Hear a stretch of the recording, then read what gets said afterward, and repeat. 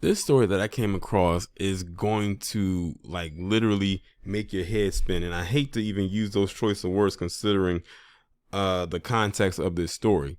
So in this picture, you see a man by the name of Eric Holland, and he was just recently arrested for murder, for a murder that he most likely did not commit, but because he got in the wrong vehicle, so his lawyers claim, this is the position that he is in. So basically what happened was this guy was a car thief.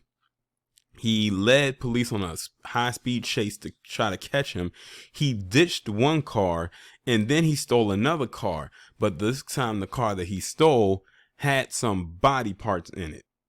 So yeah, it's not looking too good for him. But the scary part about it is this guy most likely, if I'm reading it correctly, because I am going to read the article, did not commit this act, and the person who actually did is still out there somewhere, and they don't know who it is, but it sounds to me like they're pinning it on him.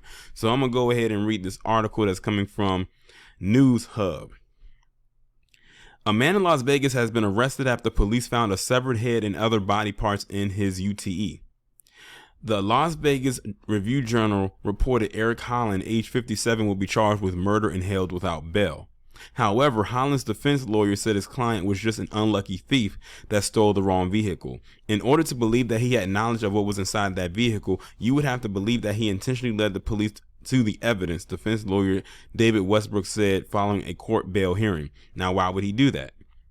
The Review Journal reported Las Vegas police attempted to stop a Toyota Tundra at a traffic stop on December 23rd. After a license check showed the driver's registration was suspended, the driver fled and reportedly switched vehicles to a Chevrolet Avalanche at a parking garage and fled again. Officers managed to chase down the Chevy where Holland attempted to flee the car, but he was stunned with a taser and detained, police said. Once Holland was in custody, police found both vehicles and they were reported stolen. When searching the truck, police found a black bag emitting a foul odor and several coolers taped shut, allegedly containing a severed head, 2 human legs, and a torso. The Clark County Coroner's Office identified the victim as Richard P. Miller, age 65, of Las Vegas, and ruled the death as a homicide due to multiple gunshot wounds. According to the prosecutor, John Carlo Pesci, Holland and Miller were known to each other. Holland was also found with 3 handguns, one of which claimed to be the murder weapon. Pesci and Holland has a criminal record dating back to 1970, including assault with a deadly weapon, assaulting a police officer, and theft. So it's like when I read that last part, that's why I said this thing is literally going to make your head spin. I know that's not the best choice of words considering the situation right here. One thing I was also reading further than what this article stated, because the original story came out on January 7th, so now it's just a bunch of updates. And they also said that he's most likely going to have some kind of a hearing on January 27th. From what I also had read too is that he went to a store, I guess like a hardware store, and he bought like plastic bags and all types of stuff like that. And then you see this happening and whatnot.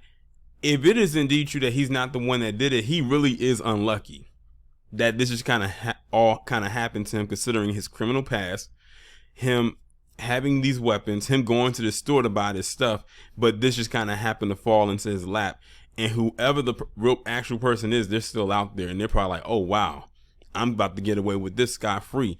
But his criminal history, the stuff that he bought, and all of that other stuff is making him look even more guilty. That's just what I'm gathering from it. Like I said, this is a weird and wild story right here. I don't know really what else to make of that other than I hope his lawyer is that good to see if they can prove his innocence. Because right now, it's not looking too good for him. It's really not.